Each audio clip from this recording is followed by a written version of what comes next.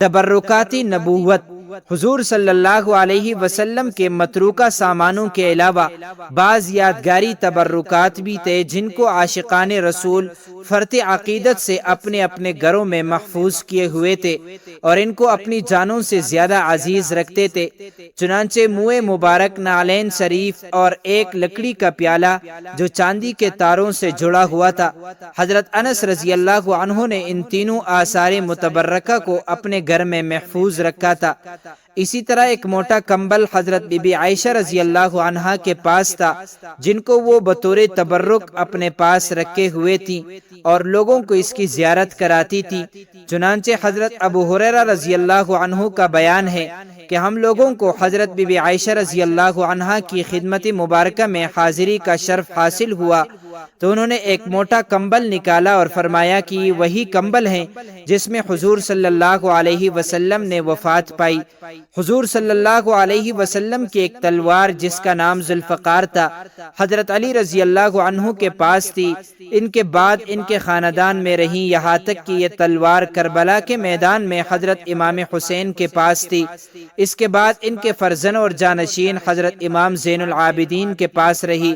چنانچہ حضرت امام حسین رضی اللہ عنہ کی شہادت کے بعد جب حضرت امام زین العابدین یزید بن معاویہ کے پاس سے رخصت ہو کر مدینہ تشریف لائے تو مشہور صحابی حضرت مسور بن مخرمہ رضی اللہ عنہ حاضر خدمت ہوئے اور عرض کیا کہ اگر آپ کو کوئی حاجت ہو یا میرے لائق کوئی کار خدمت ہو تو آپ مجھے حکم دے کہ میں آپ کے حکم کی تعمیل کے لیے حاضر ہوں۔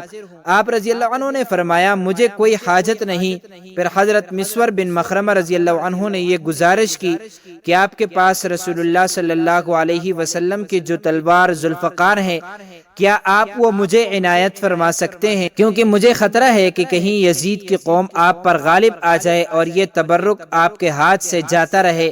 اور اگر آپ نے اس مقدس تلوار کو مجھے عطا فرما دی تو خدا کی قسم جب تک میری ایک سانس باقی رہے گی ان لوگوں کی اس تلوار تک رسائی بھی نہیں ہو سکتی۔ مگر حضرت امام زین العابدین نے اس مقدس تلوار کو اپنے سے جدا کرنا گوارا نہیں فرمایا۔ آپ صلی اللہ علیہ وسلم کی انگوٹھی اور عصائے مبارک پر جانشین ہونے کی بنا پر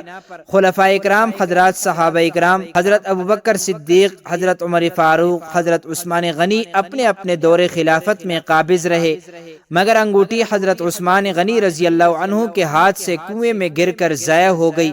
اس کنویں کا نام بیر عریس ہے جس کو لوگ بیر خاتم بھی کہتے ہیں۔ عصائے مبارک اس طرح ضائع ہوا کہ حضرت امیر المومنین عثمان غنی رضی اللہ عنہ اسی مقدس عصائے نبوی کو اپنے دست مبارک میں لے کر مسجد نبوی کے ممبر پر خطبہ پڑھ رہے تھے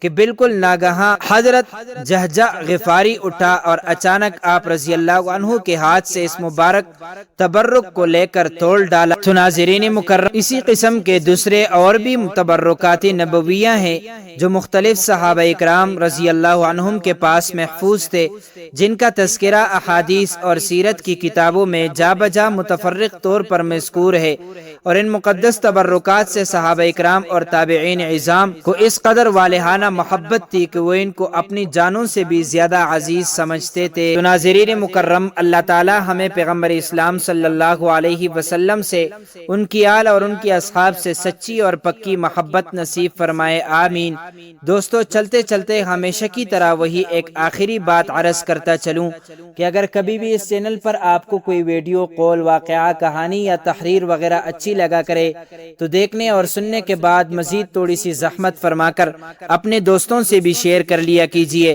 یقین کیجئے کہ اس میں آپ کا بمشکل ایک لمحہ صرف ہوگا، لیکن ہو سکتا ہے اس ایک لمحے کی اٹھائی ہوئی تکلیف سے آپ کی شیئر کردہ ویڈیو، تحریر یا قول ہزاروں لوگوں کے لیے سبق آموز ثابت ہو۔